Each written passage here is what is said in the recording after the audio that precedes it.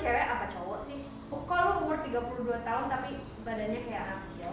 Jadi lo tuh pakai size baju anak-anak.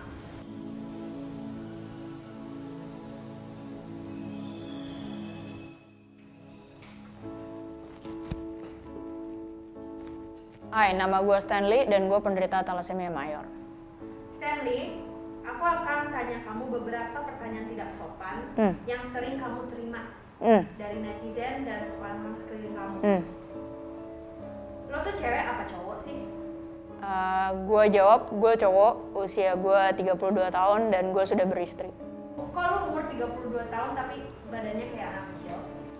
Jadi mungkin buat orang-orang yang follow gue di Instagram gue Stanley_J tahu bahwa gue ini penderita thalassemia mayor sejak umur gue 8 bulan. Dan setiap bulan dari umur 8 bulan gue wajib bolak-balik ke rumah sakit untuk tambah darah. Dan penyakit thalassemia mayor yang gue derita ini mempunyai jenis efek yang berbeda-beda pada setiap orang. Nah kebetulan di gue mempengaruhi hormon yang ada di badan gue dan ya itu yang mengakibatkan ya let's say badan gue bantet dan tidak berkembang sebagaimana pria-pria maskulin di luar sana. Jadi intinya lo udah pubertas belum? Udah. Dan mungkin kalau mau to be frank, mungkin gue kecil-kecil bisa bikin anak kecil meskipun sekarang istri gue belum isi, tapi well it's proven keluar basah gitu. Apakah lo pernah di turn down sama perempuan-perempuan lain karena penampilan lo? Oke. Ini pertanyaan sedikit sensitif dan it's happening to me. Zaman dulu belum ada yang namanya BBM atau whatsoever. Gue cuman dikenalin sama temen gue lewat telepon dan kita udah sering ngobrol intens. Dan tibalah satu saat kita harus ketemu di mall. Dan saat itu gue belum punya handphone. Jadi gue rely on wartel. Lu anak Gen Z mungkin gak tahu wartel itu apa. Wartel itu warung buat minjem telepon, buat telepon. Dan somehow gue janjian tapi cewek itu nggak pernah datang. Asumsi gue, mungkin cewek itu tahu gue pakai baju apa karena waktu itu kan kita bertukar informasi. Dan ketika dia lihat dari kejauhan atau mungkin dari deket yang gue nggak sadar, ya itu cara dia turn down gue gitu. Mungkin karena penampilan fisik gue tidak sesuai seperti yang dia bayangkan dan inginkan. Apa worst comment yang pernah lo terima?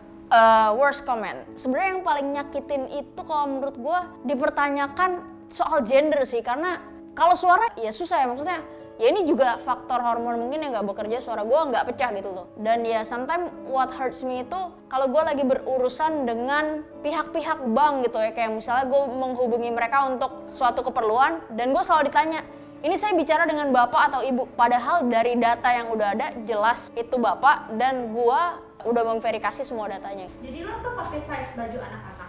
Kalau dibilang muat nggak size anak kecil, ya kalau yang ukurannya Europe masih muat dan menurut gue kenapa mesti malu? Lebih hemat bro. Istri lo malu gak sih punya suami seperti lo? Wah kalau itu sih kayaknya enggak ya. Cah gitu. Iya nggak sih Beb, nggak tahu aku. Tapi kalau gue lihat dari gestur dia, gue nggak pernah merasa dia itu minder punya pasangan seperti gue. Because in public we share our romantic moments. Sometimes we hug in public area. Sorry jomblo. Sometimes we hold hand dan ketika we're doing that, I feel the spark. Itu dia yang gue bilang kayaknya ya istri gue sih nggak pernah malu gitu. Pernah nggak lo merasa ingin bunuh diri karena penampilan atau penyakit lo? Oke. In public sebenarnya gue pernah mention ini di podcast gue. Karena appearance gue sama sekali enggak. Tapi at one point, at my lowest point, ketika gue sakit, gue itu pernah think of suicide. Karena I'm just tired of everything that is going on and on and on and on. Dan yang nggak pernah berakhir gitu loh. Karena kan tadi gue udah mention, setiap bulan kayak lu bisa kebayang dari gue umur 8 bulan sampai sekarang setiap bulan gue harus ke rumah sakit untuk transfusi darah dan prosesnya itu nggak mudah gitu loh. Berapa yang keluar dari dompet lo sebulan untuk transfusi darah? Sebenarnya ada beberapa rumah sakit yang bisa BPJS, tapi kebetulan rumah sakit tempat gue sekarang dirawat yang udah bikin gue nyaman sama perawatnya karena mereka tahu gimana vena gue keras. Gue harus keluar kocek kurang lebih setiap bulan 5-6 juta. Apalagi di masa pandemi gini harus ada perintilan tes-tes ekstra yang harus gue lakukan, so ya 5 juta ke atas.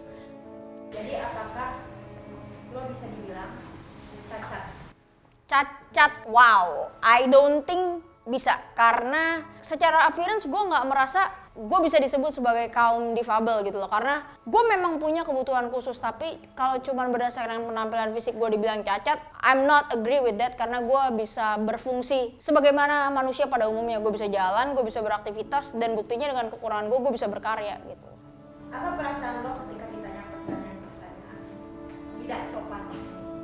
first it hurts me so bad gitu loh, karena jujur meskipun gue orangnya cuek, tapi sometimes ketika lo baca komentar itu yang masuk lewat Instagram lo atau sosial media lo akan berpikir kayak how come people be so cruel gitu loh, mempertanyakan sesuatu yang sometimes obvious jawabannya mereka udah tahu dan mereka bertanya hanya untuk kesenangan mereka. Either itu cara mereka melampiaskan keyboard warrior mereka atau ya emang orangnya gitu aja gitu loh. Dan it takes time buat gue untuk bisa at the end kayak fuck it, I don't give a shit, karena ya gue nggak kenal lo siapa dan lo lihat gue ya cuma sekedar di balik layar. So as long as orang itu nggak kenal gue secara personal, gue nggak mau take it personally gitu.